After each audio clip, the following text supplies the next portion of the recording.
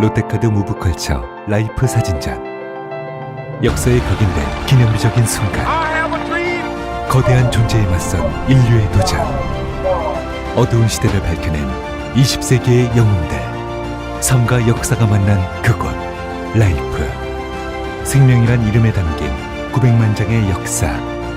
롯데카드 무브컬처 라이프 사진전. 예술의 전당. 텍스토머 정품을 꼭 확인하세요. 우리 집 방충망 바꿨어요. 미세벌레 덤벼봐 먼지 모두 덤벼봐 촘촘해서 촘촘만 방충망은 촘촘만 예쁘고 통풍까지 좋아요.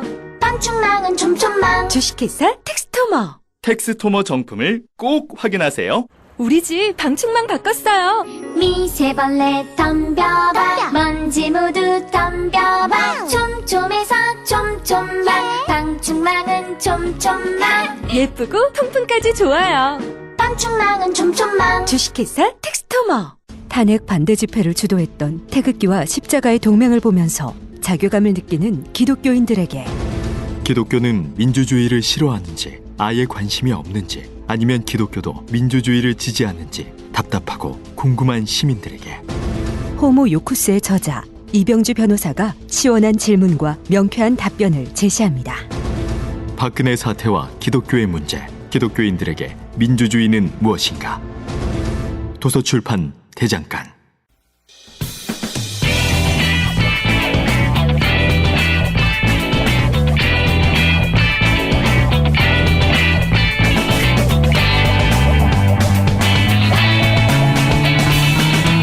김어준의 뉴스공장. 네, 2부에서 저희가 일단 마무리했는데 아무래도 이 이슈를 이렇게 접기는 아쉬워서 다음 시간에 또 한 번 다루더라도 오늘 이 질문을 좀 더 종합적으로 마무리하기 위해서 JP뉴스 유재순 대표와 나눴던 인터뷰 마지막 부분, 일본 정부 그리고 혹은 뭐 재단들이 미국의 여러 재단 자금 지원을 해서 친일본 성향의 학자들 혹은 뭐 정책 위반자들을 육성하고 있는 정황들이 있는데 일본이 이 정책을 실질적으로 구체적으로 외교 목적으로 운영하고 있는가 하는 질문을 제가 윤재순 대표에게 했었습니다. 이어서 가겠습니다. 대표님. 네네. 네. 답변하시다가 마지막에 너무 시간이 짧아서 끊어졌는데 네. 그 질문을 좀 마무리를 하고 끊도록 하겠습니다. 예. 네. 일단 말씀하신 그 정책이 네. 일단은 세계적으로 대단히 성공한 것으로 보여지고요. 일본이 친일본적인 그 현지 인들을 육성하는 거요. 예. 네, 그렇습니다. 그래서 일본에는 두 갈래가 있어요. 민간인을 상대로 하는 프로젝트가 있고요. 예. 그리고 학자나 정치인들을 상대로 하는 그 프로젝트가 있습니다. 그런데 네. 학자나 정치인들을 상대로 하는 건 상당히 성공한 것으로 보여지는데요. 가령 우리나라의 실례로 예를 들자면 네. 아까 말씀드렸던 일본 선박진흥회라는 그 재단이 있다고 말씀드렸지 네네. 않습니까? 이 재단을 만든 사람이 다름 아닌 그 태평양 전쟁의 비시 전범인 사사카와 료이치입니다. 네네. 징역도 3년 살았고요. 예. 그리고 이 재단이 사실은 일본에서도 문제가 됐던 게 진보 세력들한테는 그 문제가 됐던 게 이 사람이 마약이라든가 무기를 팔아서 돈을 모았습니다. 네네. 정상적인 루트를 통해서 정상적인 경제활동으로 돈을 번 것이 아니라 네네. 부정한 방법으로 상당히 돈을 모았거든요. 네. 그래서 만든 게 일본 선박진흥회라는 것이고 그리고 일본 정치인한테도 그 자금이 상당히 들어가 있습니다. 입을 막았던 거죠. 네. 비판하는 세력을 입을 막았던 그 전례가 있고요. 예. 그리고 우리나라 같은 경우는 3대 대학에 들어가는 스카이 대학이라고 그러죠. 예.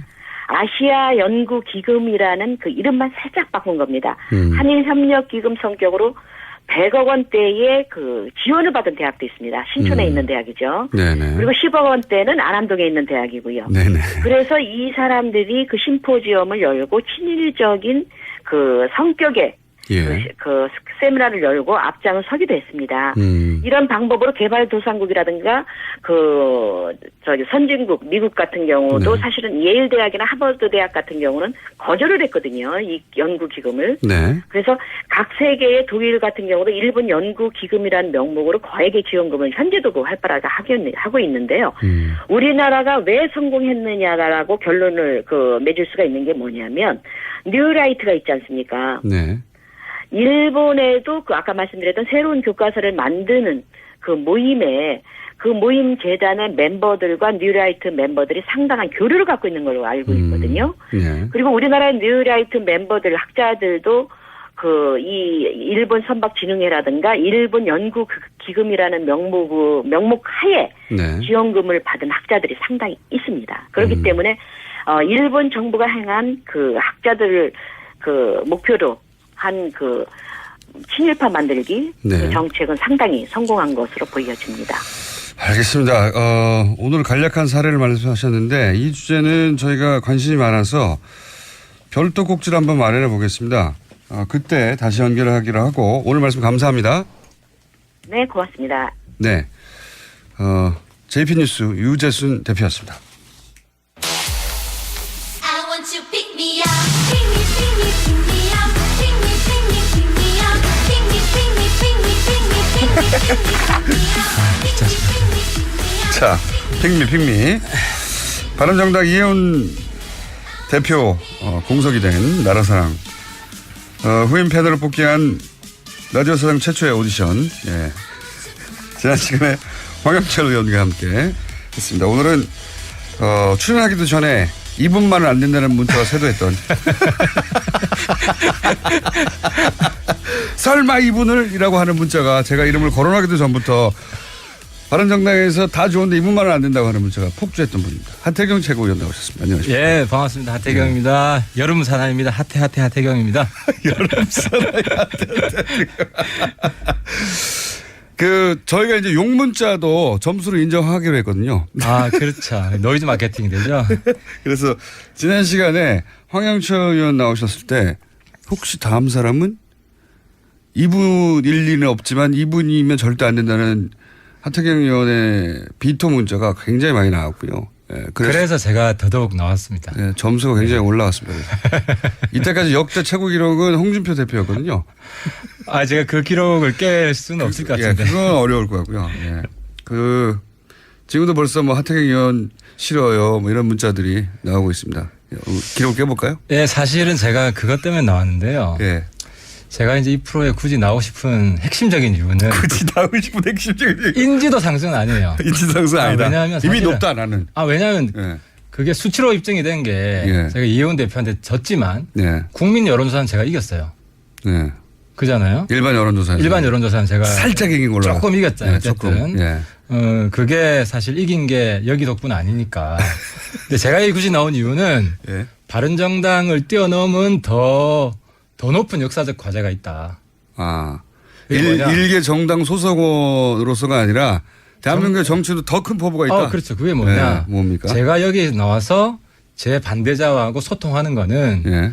좌우 상생을 위한 밑거름이 될 것이다. 그리고 국민 대통합을 위한 비료가 될 것이다. 예, 첩경을 여는 길이다. 나아가서 우리 김어준 총수하고 저하고 함께하면 남북 통일을 앞당길 수 있다. 말도 안 되는 논리의 점프지만 하여튼 재밌습니다. 아니 왜냐하면 우리 김어준 총수의 그런 센스와 재치 예. 그리고 저희 사명감이 합쳐지면 북한 동포들도 감동할 것 같아요. 북한 동포들도. 저희가 이제 홍준표 대표 그 이전에 첫 번째 기록은 문재인 후보 시절에 세웠고요. 그리고 나서 홍준표 대표가 나와서 그걸 가뿐하게 3배 정도 넘었고요. 그다음에 김성태 의원이 탈당 이후 처음 나와서 홍준표 도저히 꺾을 수 없을 것 같은 홍준표 당시 후보의 기록을 가뿐하게 3배를 넘었어요 또. 야, 그건 거의 막가빠 수준 분들한테 이길 수는 없죠. 몇천 문자가 쇄도했고 자, 지금 추세로는 아직 홍준표 대표를 꺾을 수는 없습니다. 네, 꺾을 수는 없는데 자 그러면 황영철 의원은 이런 말을 했거든요. 제가 뭐라고 질문했냐면 하태경 최고위원까지 됐는데 하태경 최고위원은 이제 이미 스포트라이트를 받고 있고 황영철 의원이 여기 나와야 되지 않냐. 본인이 더 나은 점이 뭐냐. 어필해달라. 예. 그랬더니 하태경 의원이 더 잘할 거라고 아마도 이런 얘기를 하시더라고요. 그건 과찬이시고 제가 상임위를 같이 했는데 황영철 선배한테 배울 게 참 많습니다. 그러나 하지만 제 장점이자 단점은 제가 지지자들한테도 도발을 한다는 거. 제 지지자들한테도 도발. 물론 제 반대자들한테는 일상적인 도발을 하고 예. 제 지지자들한테도 예. 가끔씩 도발해서 예. 제가 사실은 통진당 때려잡은 최공신임에도 불구하고 제 지지자들한테 종북 욕을 먹고 있다. 뭐 하여튼 이런 부분은 그게 어떻게 그 장점이 될 수 있을까요? 저는 그렇습니다. 자기 지지자들한테 포로가 되는 순간 자기 발전 없다. 자기 지지자들 포도. 네, 그 지지자가 안에서 없는 거 아니에요? 아예? 지지자가 일부 생겼어요. 일부 생겼습니까? 아시겠지만 선물 폭탄도 오고. 선물 폭탄이요? 네, 선물 폭탄도 오고. 문자 폭탄을 말씀하십니까? 아니면 문자 폭탄 말고 선물 기프트콘. 폭탄. 오, 잘한다. 그렇지. 잘한다 해서 네. 뭐 커피라든지 아이스크림, 제가 좋아하는 아이스크림. 네. 그리고 뭐 상한 거 아니에요? 샌드위치. 내가 세고 보니까 유통기한 지났는데 하태경한테 보내 이렇게 된 거 아니에요 혹시? 근데 제 페이북 댓글을 보면 아시는데 추세가 탄핵 전까지만 해도 전부 다 욕이었어요. 제가 뭐 좌우 가릴 것 없이. 뭐 그때 그랬죠 다들. 근데 이제 탄핵 지나고 나서는 약간 칭찬 댓글이 조금 있다. 청문회 과정을 보고. 지나면서 하태경의 진가를 이제 알아보기 시작하시는구나. 예. 그리고 나서요. 그런데 최근에 기프트가 이렇게 날라오는 이유는 뭡니까? 최근에 뭐 특별히 하신 일이. 최근에 제가 그 말을 좀 좋게 평가하신 것 같아요. 문자 폭탄 받을 때가 전성기다. 감사하게 생각해라. 오히려 감사하게 생각해라. 그 말 하니까 저한테 문자 잘 안 보내시더라고요. 100통 중에 한 통 왔네요. 하태 의원님 좋아요. 100대 1의 비율로.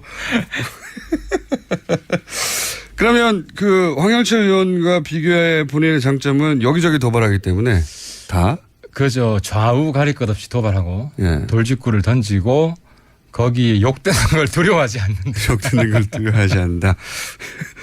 그럼에도 불구하고 본인이 바른정당 지지자들 사이에서 이런 일반 여론조사에서 1위를 한. 아니 일반 국민. 일반 국민. 뭐 주로 참여한 분들이 아무래도 지지자 성향이 강한 분들이겠죠. 뭐 어쨌든 1위를 한 이유는 1위를 한 비결은 뭘까요? 일단 뭐 저 좋아하시는 분들 특징이 여야 가릴 것 없이 바른 소리 한다 그런 말씀 많이 하세요. 그러니까 이제 제가 좌우 가릴 것 없이 폭탄 던진다는 바른 소리. 제가 보기에는 그 황영철 최고위원님이 황영철이래요. 하태경 최고위원님이 고정 출연을 하시면 제가 보기엔 그 기사 제목은 잘 뽑힐 것 같아요. 오늘도 사고. 그게 좀 기사 제목을 제가 염두에 두고 발언하는 건 아니고 제 소신과 사명감 염두에 두실 것 같긴 한데 오늘 혹시 나오신 김에 뭔가 이렇게 해주실 거 없습니까? 이 정도는 내가 터뜨려주고 가겠다라는 거 준비하신. 아무래도 이제 만만한 사안으로 몇 저보다 한 수 위인 홍준표 선배한테 또 도발을 해야 될 것 같습니다. 그러세요? 자, 또 해주세요. 시작. 홍준표는 한국의 메카시다. 한국의 메카시. 청와대 주사파 정권. 늘 경선 과정에서 계속해서 이야기를 하고 그리고 혁신위원장으로 뽑은 분도 유석춘 교수 거의 비슷한 생각을 하고 계신 분이 아니냐 하는 생각이 들고. 근데 이제 말들이 많죠. 그래서 말이 많죠. 그리고 혁신위원으로 누가 들어올까 저는 솔직히 좀 관심이 많고 저를 종북으로 먼 분들이 좀 들어오지 않을까. 그러면은 홍준표 발 혹은 그 혁신이 되면 더욱 더 강경한 뭐랄까요 종북 이쪽 진영은 여당은 종북 좌파 주사파 정권이라는 프레임을 더욱 강화하는 혁신이 되겠네요. 일종의 메카시 정당이 되지 않겠냐. 메카시 정당. 메카시 정당이 그러니까 그 극우 이념으로 사실상 문재인과 이석기를 잘 구분 못하는 동일시하는 민주당과 통진당을 동일시하는 그런 인식을 가진 분들이 당을 이념적으로 주도하는 정당이 되지 않겠냐. 그렇게 보고 있습니다. 그 도발은 예전에도 계속 해왔었던 건데 좀 신선한 새로운 건 없습니까? 새로 준비한? 새로 준비한 건 좀 이따가 추미애 추미애 대표를 떠본 추미애 대표. 추미애 대표. 이쪽도 치고 저쪽도 치고. 양쪽을 다 치는 작전으로. 예. 국민의당도 또 있고요 또. 국민의당은 뭐 지금 다들 뭐 비판을 하기 때문에 예. 딱히. 예, 뭐 제가 더 보탤 건 별로 없을 것 같아요. 그래요? 보탤 게 많지만 혹시 지금 전략적 파트너이기 때문에 이 국면에서 안 하신 거 아닙니까 혹시? 그건 아니고 뭐 예. 제가 이미 많이 했는데 예. 뭐 같은 맥락에서 몇 말씀 드리겠습니다. 특히 안철수 대표. 이제 이 머리급들만 하시는군요. 자, 그럼 추미애 대표 하시고 안철수 대표 하시고 쭉쭉 가보죠. 저보다 위에 급들만. 예. 자, 이런 문제도 왔어요. 유시민 전 의원이 떠올라요. 옳은 말도 참 싸가지 없이 한다. 라고 유명한 질타를 받았던 유시민 전 의원. 근데 저는 유시민 선배가 이렇게 진화하는 모습으로 굉장히 놀랐는데 예. 저는 그보다 빠른 속도로 좀 진화하지 않을까. 유시민 선배가 이제 싸가지 없다는 말을 한 10년 전에 들었는데 최근에 보면 옳은 말을 싸가지 없이 한다라는 워딩이 있었죠. 예. 그렇죠. 싸가지 없게 바른 말 한다고 했는데 예. 최근에 보면 굉장히 호감 그 농객으로 바뀌었잖아요. 옳은 말을 논리 정연하게 하죠, 지금은. 논리 정연하게 하고 또 뭐 친근감 있게 하고 예. 이제 그런 면에서 제가 틀린 말도 싸가지 없이 한다 이렇게 해요. 배울 점이 있다고 보고 예. 제 지금 배우고 싶은 사람 중에 유시민 선배 예. 뭐 실제로 만나보고 싶고 아직 인사를 드린 적이 없어요. 그래서 오늘 이 방송 운동하실 들으시면 때도 세대 차이가 나서 못 만나셨구나. 세대 차이가 좀 나죠. 많이 나죠. 나고 유시민 선배 쓴 책을 제가 굉장히 애독자였고 예. 유시민 키드죠 어떻게 보면. 맞습니다. 그 전설적인 인물이었으니까요. 예, 그 당시엔 그랬습니다. 예. 그런데 아무튼 최근에 보면 상당히 친근감 있고 그 나이에도 진화할 수 있구나. 저도 자신감을 좀 가지게 됐습니다. 자, 그러면은 오늘 준비하신 그러면 추미애 대표, 그다음에 안철수 전 대표 등등에 대한 코멘트를 좀 해보시면요. 안철수 대표는 이제 사실상 정계에서 좀 뭐 퇴출 당하신 건데. 당하신 거예요? 네, 당하신 거라고 저는 봅니다. 지금 이미 그러니까 이게 똑같은 실수를 2번 반복하면 정치권에서는 가망이 없다. 작년에도 그 선거 비용 리베이트 사건. 네네. 사실 다 무죄가 났음에도 불구하고 조기에 대응하지 못해가지고 예. 국민의당이 치명타를 입고 그때 안철수 대표가 대표직을 내어놨지 네네. 않습니까? 근데 이번에도 어쨌든 국민의당의 검증 실패로 나온 사건이기 때문에 당시 후보를 위한 폭로였어요. 예. 그래서 후보가 윤리적이고 도의적인 책임지는 게 마땅하고 제일 먼저 나와서 사실은 박주선 대표가 발표하는 것이 아니라 안철수 대표가 같이 나와서 예. 그때 입장을 발표를 했어야 됐습니다.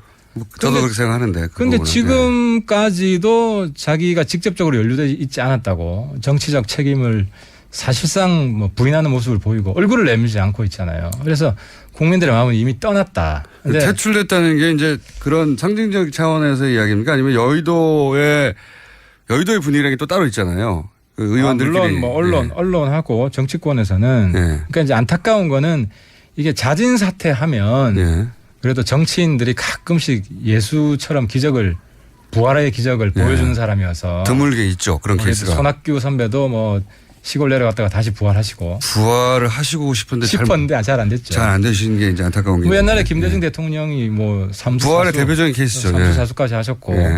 그에 비해서 안철수 대표를 바라보는 국민들의 심리는 약간 반반이거든요. 아까운 사람이라는 미련이 남아있는 상황인데 이제는 미련까지 국민들이 좀 버리실 정도로 너무 늦게 대응하시는 거 아니냐. 멘트를 한마디 하실 때마다 저기 차곡차곡 쌓이는 문자의 숫자를 계속 보시는데 자꾸 눈길을 돌려서 저희 화면에 있거든요. 네. 그렇게. 나는 뭐 어디 있습니까? 네, 있습니다. 자꾸 갱신되고 있는데. 겨우 500개밖에 안 되네요. 계속 욕 많이 해주세요.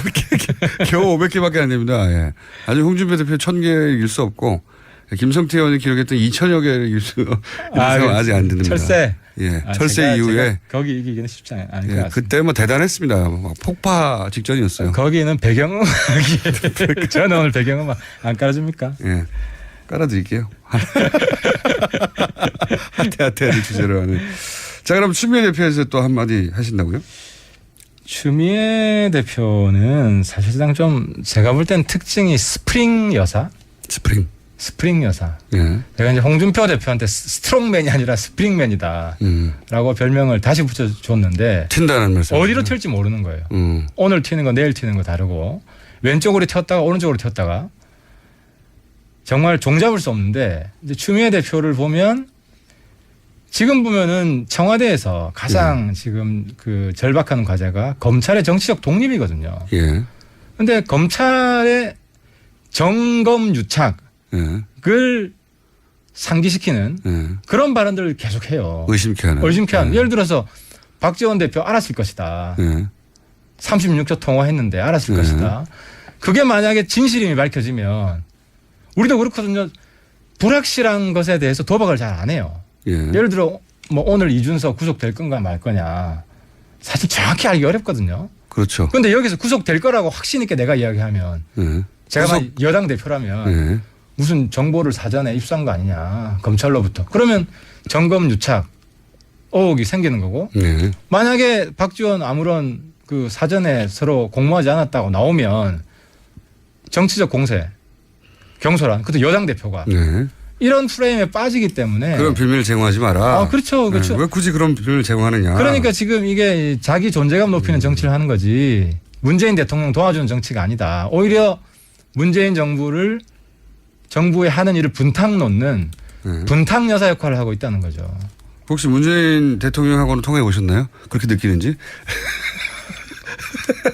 통화는 안 해봤는데 예. 청와대가 처음 국민의당 그 입장 발표 조작했다고 나오고 나서 입장 발표가 굉장히 약했어요.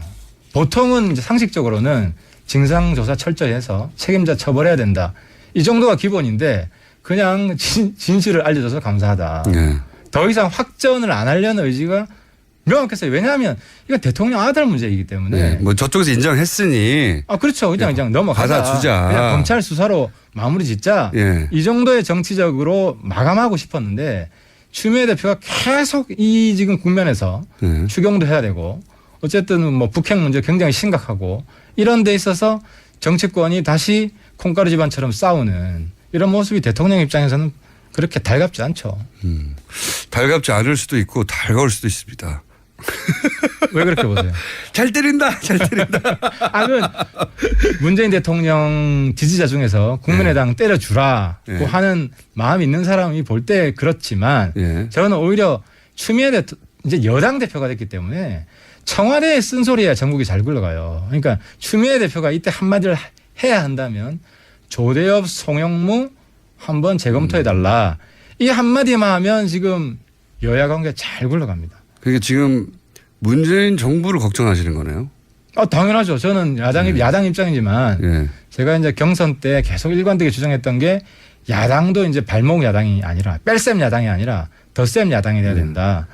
대한민국 성공을 위해서 더 많이 기여하는 정당에게 지지를 보내는 국민이 그 정도 정치 단수가 높아졌기 때문에 정권의 발목을 잡는 여당, 발목 여당. 지금 추미애 대표는 제가 상정하고 있는 정치 프레임에 들어와 있어요. 여당이 발목 뺄셈 여당이 됐고 여당이 오히려 정부 발목을 잡고 있다. 야당이 정부를 도와줘서 우리나라 우리 국민이 성공하게끔 하는 그런 형님 야당. 이 모습을 완전히 새로운 야당이죠. 바른 야당이 그걸 보여주겠다. 그걸 보여주겠다. 아직은 보여주지 못하고 있는 것 같죠? 한 30% 내지 50%는 제가 보여주고 있는데 조금 우리 당을 혁신해서 우리 당 전체가 그런 모습을 보여주겠다 하는 게 제가 이번 포부였는데 안타깝게 2등을 했지만 우리 예원 대표랑 마음이 잘 맞기 때문에 그런 방향으로 지금 가고 있습니다. 그런 방향으로 가고 있는 거 예를 하나만 들어봐 주세요. 예를 들어서 지금 우리 혁신 과제 중에 추모 묵념하잖아요. 이제 과거에는 그랬어요. 과거에 이제 진보 쪽 사람들은 김대중 노무현 참배만 하고 노무현 대통령. 그 보수 쪽 사람들은 이승만, 박정희 참배만 했죠. 그런데 지금은 얼마 전부터 이제 같이 하는 방향으로 됐는데 추모 묵념도 과거에는 보수 쪽 사람들은 호국 영령, 순국 선열에 대해서만 추모 묵념을 하고 좌파 쪽 사람들은 다 빼고 민주 열사에 대해서만 했어요. 그런데 이제 바른정당은 같이 하겠다. 국민 통합 묵념을 같이 하겠다. 뭐 그거 좋습니다. 근데 구체적으로 현실적으로 예를 들어서 뭐 추경이나 기타 꽉 막힌 현안들에 대해서는 딱히 바른정당이 돌파구를 마련하는데 정부의 도움을 주고 있지 않지 않습니까? 하나씩 우리가 지금 도움을 주고 있죠. 예를 들어서 지난번에 문재인 대통령 미국 방문했을 때 예. 공세 자제하자. 그거는 다 말이고요, 다. 아니 실제로 공세 그때 안 했어요. 아니 공세를 하건 안 하건 그런 건 다 말인데 예를 들어서 실제 법안이 통과되거나 아니면 뭐 추경안이 통과되거나 아니면 뭐 장관 그 임명안이 순조롭게 통과되거나. 지금 보면 화끈하게 예를 들어 효과음 들으셨습니까? 문재인 후보 시절 문자를 지금 방금 돌파했습니다. 1차 관문 돌파했고요. 예를 들어서 지금 당일날 채택되는 청문 보고서가 많아요. 환경부 장관 그런 것도 같은 있죠. 네. 그러니까 화끈하게 도와주고 있는 거예요. 그래서 지금 언론이 잘 보도를 안 해주고 있습니까? 그렇죠. 그런 면도 있고. 근데 제가 지금 담당하고 있는데 환경부 노동부인데 예. 환경부 장관은 우리가 9시에 시작해서 6시에 채택을 했어요. 예. 거의 뭐 12시간도 안 돼서 채택이 됐고. 근데 조대엽 장관 후보자는 좀 문제가 많아요. 그럼 추경안은 지금 국민의당이 빠지면서 어렵게 되지 않습니까? 이거를 제가 오늘 아침에 이제 문병호 전 최고위원하고 얘기해 봤더니 추미애 대표 사퇴밖에는 길이 없다고 얘기하는데 추미애 대표 사퇴할 일은 없고요. 그거를 모를 일은 없죠. 그러면 현실적으로 아이디어가 있었습니까 혹시? 이럴 때 바른정당이 착 아이디어를 내놔야 바른정당의 역할이 주목받고 존재감이 커지는 거 아닙니까? 여당의 입장인데 예. 여당이 조대엽 송영무 건에 대해서 예. 둘 중에 하나는 최선 쳐라. 청와대에 바른 소리를 해주시면 예. 물꼬가 트죠. 그러니까 항상 그랬어요. 추경 관문을 통과하기 위해서 여러 가지 정치적 갈등들이 일거에 해소되는 이런 과정을 우리 정치권이 여태까지 보여줬는데 이번에도 어쨌든 왜냐하면 조대엽 송영무 이 두 분은 장관 되더라도 또다시 낙마하고 조기의 청문회가 있을 수도 있어요. 그렇게 생각하신다. 문재인 대통령한테 도움이 안 되는 분들이다. 그래서 추경을 풀려면 뭐 직접적인 관련은 없지만 어쨌든 막힌 고리를 풀려면 인사 한 사람 정도는 최소한 내줘야 이쪽에서도 다시 되돌아올 명분도 있고 그렇게 보신다 이거죠. 지금 뭐 그게 정치라고 저는 보는 거죠. 그렇게 창의적이지는 않는데. 하태경만의 해법 이런 거 없나요? 지금은 뭐 우원식 원내대표가 됐든 안 그래도 우원식 원내대표가 저한테 전화 왔더라고요. 추경 좀 도와달라고. 뭐 도와줄 마음 있다. 근데 당내에서 제 입지가 아니 우원식 형님께서 조대엽 송영무에 대해서 쓴소리 한마디 해라. 그래서 제가 이제 우원식 원내대표한테 민주당에 유승민이 좀 돼달라. 그런 사람 한 사람 있으면 우리도 들어갈 수 있죠. 말만 해도. 낙마도 그렇죠. 안 하더라도. 그렇지. 실제로 사퇴를 안 시키더라도. 이런 의견이 있다는 게 보여지면. 그렇죠. 여당 내에서 쓴소리맨들이 있다. 이 정도만 되더라도 저는 진짜입니까? 물건 틀 수 있다고 생각해요. 예를 들어서 여당 내에서 뭐 문제 있는 인사가 실제 있다라는 말만 책임 있는 인사로부터 나와도 대통령 임명을 강행한다 하더라도 그 추경 그 판에 다시 뛰어들어갈 수 있다. 협상에 응할 수 있는 거죠. 제가 보기에는 그렇게 해서 여당 내에서 누군가 예를 들어 우원식 원내대표가 이 인사 진짜 이 인사 때문에 추경이 안 된다 말을 하면 그런데 대통령이 임명을 강행해서 봐라 대통령 불통이지 이러면서 또다시 공격하지 않을까요? 협상은 하죠. 잘 걸렸어 막 그러면서. 협상은 하겠죠 당연히. 당내 결등 격화 막 당청 틀어져 이러면서. 아니 우원식 원내대표하고는 협상을 하죠. 예. 믿지는 않습니다. 그 말을. 근데 그런 식으로 생각하고 있다는 거죠. 여의도 내에서는. 뭔가 우리한테 좀 빌미를 다오. 그게 저는 정치라고 보는 거죠. 정치와 통치의 차이점은 거기에 있다는 거죠. 알겠습니다. 제가 뭐 용문자로 일단 뭐 문재인 대표 기록은 돌파했기 때문에 당시만 하더라도 대선 후보급이 역시 다르구나 했거든요. 문재인 대표? 네. 문재인 전 대표가 후보 시절에 여기 나오셔가지고 문자로 갑자기 막 단시간 내에 많이 쏟아져서 역시 대선 후보는 다르구나 했거든요. 근데 그걸 이미 돌파하셨어요. 욕으로. 근데 아무튼 저는 제 반대 진영과 허심탄회하게 얘기를 좀 하고 싶습니다. 욕 많이 해주셔도 좋고 저도 그 과정을 통해서 배울 것이고 하지만 제 쓴소리는 제 반대자는 물론 지지자들한테도 멈추지 않을 겁니다. 예를 들어 지지자를 향해서 가장 최근 혹은 가장 강하게 던졌던 직구가 뭐였습니까? 최근에는 다들 그랬죠. 탄핵 때 하태경 왜 저렇게 설치냐. 그래서 제 지지자 절반 이상이 떨어져 나왔어요. 사실은 제가 통진당 해산에 앞장서면서 동네 어르신들한테 거의 영웅이 됐는데 네. 탄핵에 앞장서면서 네 우리 동네 왜 오냐? 동네 오지 마라. 네. 이 정도로 쓴소리를 듣고 실제로 저와 함께했던 뭐 구청장, 시의원, 구의원님 네. 절반 이상이 사실 저를 떠났죠. 저를 떠났고 그 압력 때문에 사실 우리 김성태 선배나 장제원 의원 같은 경우는 다시 이제 돌아간 네. 그게 계기가 됐는데 뭐 어쨌든 저는 거기에 굴하지 않고 아직 제 지역구가 지금 바른정당 최고 험지 중에 하나입니다. 그래요? 예. 부산 해운대가 네. 원래 과거에 친박 세력이 강했던 것이고 서병수 씨. 그런 의미에서 그렇죠. 제 개인적인 입장에서는 상당히 정치 여당세가 리스크를 세서가 아니라 친박세가 그렇죠. 세다. 친박세도 세고 여당세도 세죠. 네. 그래서 지금 바른정당 지지가 많이 나오지 않고 저는 굉장히 정책 모험을 지금 감수하면서 정치를 하고 있는 거죠. 지역구로 옮기시려고요, 그래서? 전혀 없어. 저는 거기서 승부를 할 것이고 네. 지역구 정도가 아니라 저는 한국당 해산시키겠다. 한국당이요? 대한민국의 메카시 정당. 그러니까 미국이 위대한 이유는 공산주의와도 싸웠지만 메카시즘하고 싸워서도 이긴 나라이고 그 대한민국은 통진당하고 싸워서 이겼지만 바로 빨갱이 장사하는 메카시 정당하고 싸워서 이겨야 된다. 저는 그래서 한국당 해산이 바른정당이 지금 일으켜야 될 탄핵 이후의 제2의 과제다라고 선전포고를 하는 겁니다. 네, 통진당의 주장과 동의하든 동의하지 않든 당을 해산하는 문제는 전혀 다른 문제인데 그것도 문제가 많았는데 자유한국당은 어떻게 해산시킵니까? 사실. 자유한국당은 아래로부터 해산시킬 겁니다. 아래로부터요? 그리고 안으로부터. 그 안에서 도저히 왜냐하면 지방선거 때 네. 자유한국당 이름으로 나오면 나는 도저히 성공할 수 없다. 그렇다고 민주당은 갈 수는 없고 그런 분들이 바른정당으로 출마하겠다고 나오기 시작하면 거기는 붕괴되기 시작할 겁니다. 자, 뭐 여러 가지 말들을 막 던지셨습니다. 네.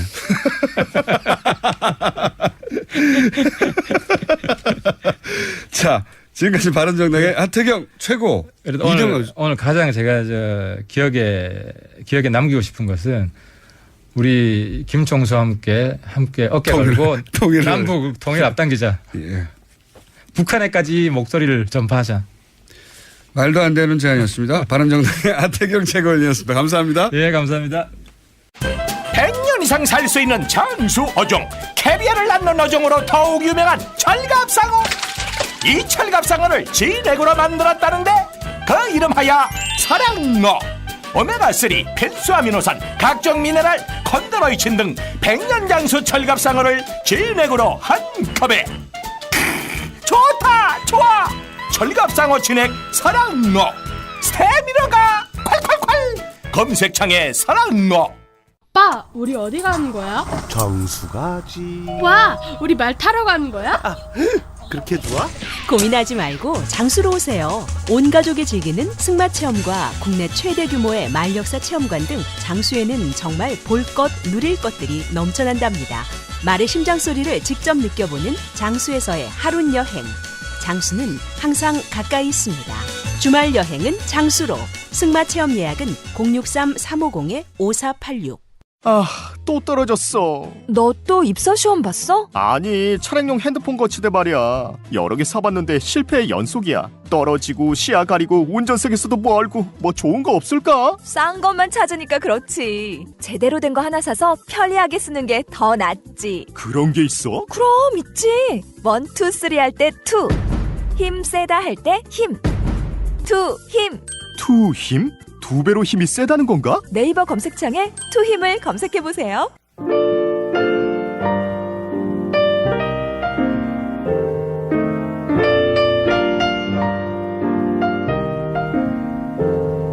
자, 불친절한 AS 누가 멀리 섰나.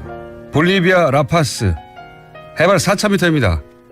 멀리는 몰라도 누가 높은 곳에 있나 해서 1등을 자신합니다. 4,000m.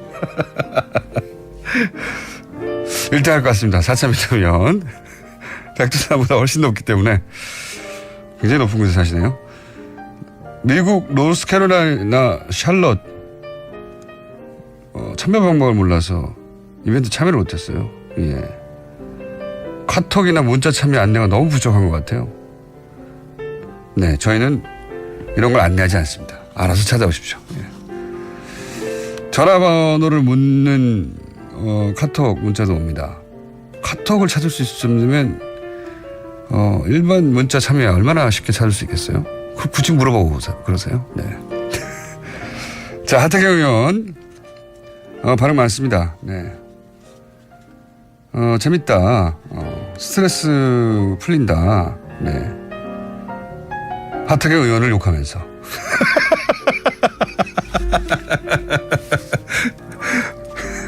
네, 어쨌든 반응은 아주 많습니다. 네. 그리고 국제뉴스 비중을 좀 더 늘려달라. 국제뉴스를 제대로 접할 때가 뉴스 공중밖에 없다. 오늘 윤재순 대표 일본 소식 좋았다. 저희도 국제뉴스 혹은 국제적인 인물에 대한 인터뷰 앞으로 많이 할 생각입니다. 여기까지 하겠습니다.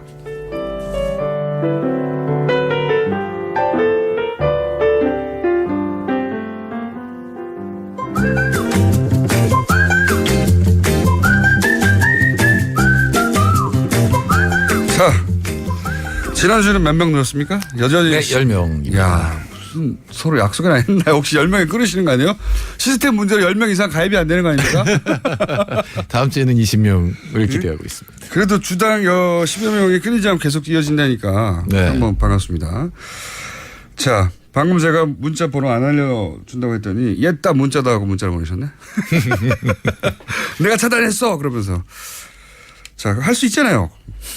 4,000m면 숨쉬기 힘들 텐데. 그 적응되셨나 봐요. 네. 네. 놀랍네요. 4,000m. 거기서 라디오 듣고 있어요. 4,000m에서. 4,000m면 진짜 고산병이 사람에 따라서는 체질에 따라서는 네, 멕시코만 가도 사실은 빨리 걸으면 숨차거든요. 네. 4,000m 2배가 넘는. 저는 2,000m 가까이는 올라가 본 적이 있는데 가까이도 1,000m 이상, 1,000 몇백 미터. 한라산 올라가면 1,950m. 네. 네. 한라산 말고 알프스 쪽에 이렇게 코스를 타고 올라가는 데가 있어요. 뭐 등산. 네, 숨이 쉬어집니까? 제대로 된 등산은 아니지만 어지럽습니다, 사실. 네, 좀 훈련되지. 예. 좀 체중 빼셔야 돼요. 아니 그때는 날씨라고 가벼울 때였죠. 또 올라가면 좀 말씀하신 게 기억이 나는데 어지럽거든요. 예. 오래 서 있으면 빙빙 돌고. 근데 거기 아예 사시는 분이라 전화 연결 아무래도 한번 해봐야 되겠습니다. 오늘 주제는 이 소개를 안 했네요. 누가 나오셨는지 다 아실 거라고 생각하고 칼 폴라니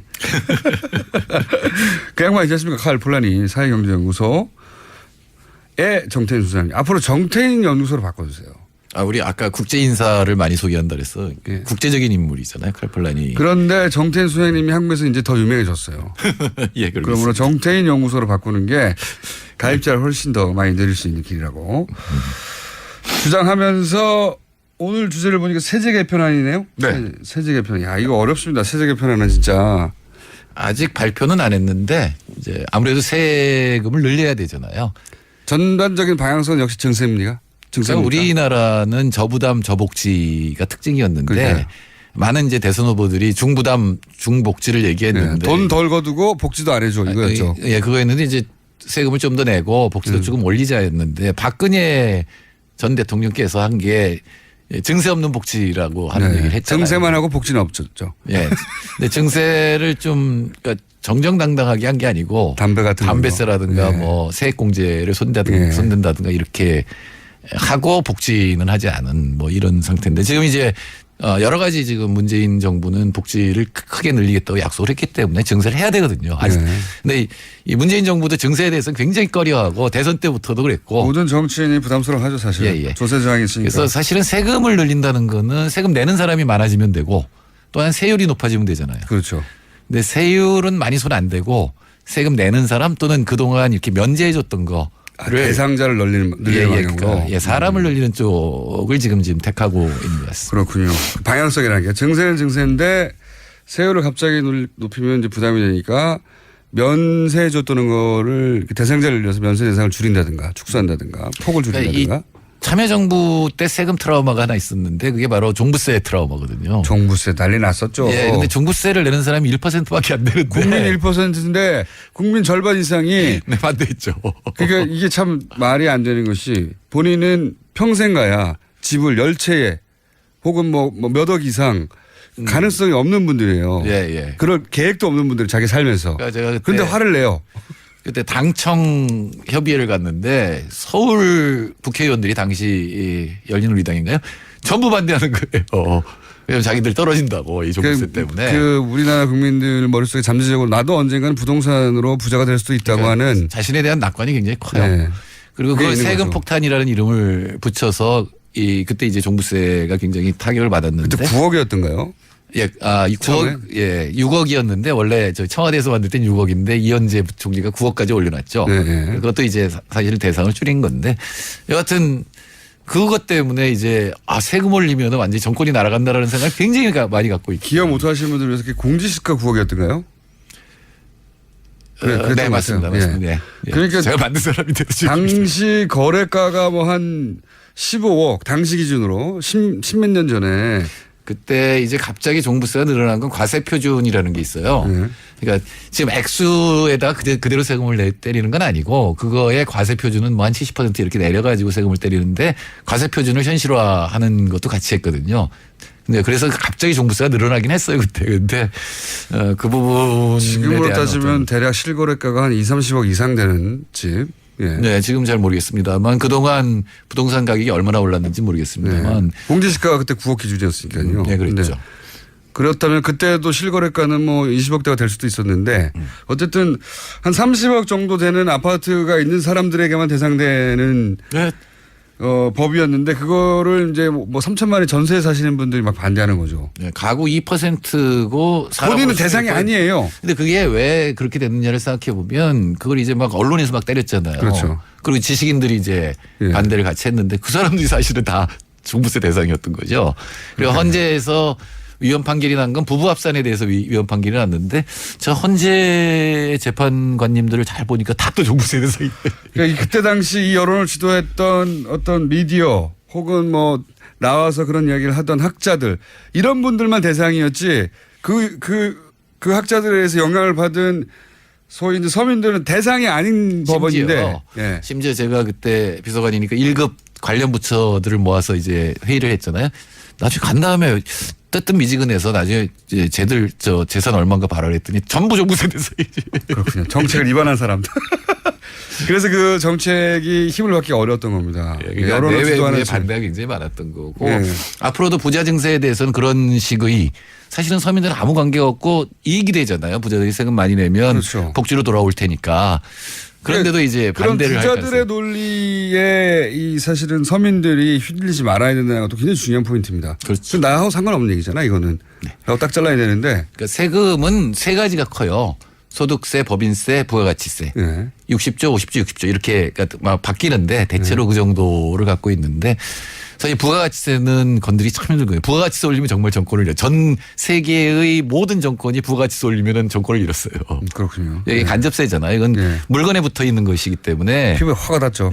좀 올리면 그리고 이게 역진적이에요. 그러니까 소주를 마시면 재벌도 100원 내면 가난한 사람도 100원 내니까 역진적이지만 근데 법인세하고 소득세가 있는데 이번에 발표한 거는 역시 법인세는 건드리지 않았고 기업들 법인세는 아직 이제 발표는 이제 공식적으로 나오지 않았지만 지금 나오는 얘기는 이제 소득세를 좀 손을 보는데 세율이 지금 40%인데 세율을 42%로 올린다고 약속을 했거든요. 문재인 대통령이.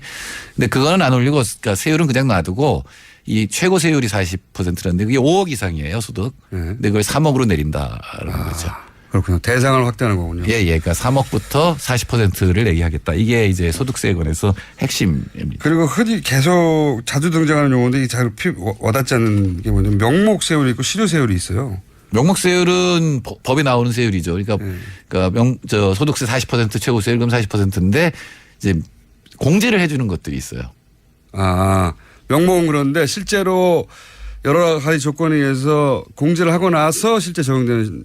근데 상속세는 7% 공제해 주거든요. 그러니까 자진 신고하면 일단 세금에서 7% 공제해 주고 이런 식으로 해서 실제로 내는 세금을 보면 내야 되는 어떤 과세 표준에다가 그 세금을 넣으면 그게 이제 실효세율이 되는데 우리나라 법인세 명목세율은 22%인데 실효세율이 훨씬 낮다. 왜냐하면 특히 대기업들한테 깎아주는 게 많거든요. 대기업은 특혜를 많이 받죠. 이걸로 빼주고 저걸로 빼주고. R&D를 하면은 이제 세 공제를 해주는데 맞습니다. 그게 한 2, 3조 돼요. 근데 그게 한 70%는 대기업이 받는 세금이거든요. 그러니까 그런 것들로 빼주면은 결국은 최고 법인세율이 굉장히 낮다라고 하는 거죠. 네. 실효세율이 올라가야 된다는 거죠. 네, 실효세율이 올라가야 된다는 건 이제 감면 이런 것들을 없애야 된다. 특히 대기업에 관해서. 인정해 줬던. 사실은 아니 근데 참 이해가 안 되는 게요. 중소기업한테 그런 혜택을 줘야 되는데 왜 그런 혜택은 대부분 대기업에 받습니까? 왜냐하면 R&D를 갖다 중소기업이 할 여력이 없으니까. 어차피 대기업은 힘도 튼튼한데 특혜도까지 받아요. 그렇죠. 예. 투자세액공제 뭐 이런 것들 하면 전부 투자 부추기는 어떤 정책이 나오면 그건 대부분 대기업이 받는다고 봐야 되는 거죠. 그런데 이제 우리나라의 소득세를 내는 사람 안 내는 사람이 46.8%예요. 소득세를 아예 안 내는 사람이요? 저 거의 이제 절반인데 그게 소득이 안 잡히는 사람이 그렇게 많아요? 그게 이제 늘어났는데 원래는 32%까지 떨어졌다가 네. 이게 2014년에 46.8%로 올렸는데 굉장히 많네요. 예, 역시 우리 최경환 조원동 작품인데 네. 그때 왜 저기 세액공제 해가지고 사실은 그거 증세한 거거든요. 네. 부자들. 근데 또 난리가 났어요. 아까 똑같아요. 종부세 때 난리 난 것처럼 세액공제 해가지고 부자들한테 사실은 세금을 더 거둔 거니까 세액공제 손대가지고 또 이 사람들이 난리를 쳤어요. 네. 의원들도. 네. 그러니까 그거에 대해서 또 서민 증세했다 막 이러니까 그거에 대해서 이제 감면을 늘려버린 거예요. 어허. 한 15% 감면을 늘려버렸어요. 어허. 근데 사실은 아무리 돈을 못 벌어도 세금을 내긴 내야 됩니다. 그렇죠. 조금이라도 내고. 아주 조금이라도 내야 예, 그러니까 되는데. 자기가 낼 만큼은 내고 그다음에 이제 받을 게 있으면 받아야 되는 건데 너무 지금 이제 면세가 많아진 거죠. 그 면세도 사실은 돈을 아주 많이 소득이 아주 많은 사람들이 난리를 쳐가지고 그렇게 된 거다. 네, 그렇게 그래서 세금을 소득세를 안 내는 사람이 우리나라 절반에 가깝게 돼버렸다. 예, 기업도 네. 46.1%가 면제예요. 근데 그 중에 33% 3분의 1 정도는 손실을 봐서 그런 거고 나머지는 또 이제 뭐 감면 이런 것 때문에 안 내는 거죠. 돈 있는 사람이 세금을 덜 내는 이번 다음 주 담은 한 번 더 달아드리겠습니다. 지금까지 정태인 소장님이었습니다. 감사합니다. 네, 감사합니다. 김어준입니다. 내일 뵙겠습니다. 안녕.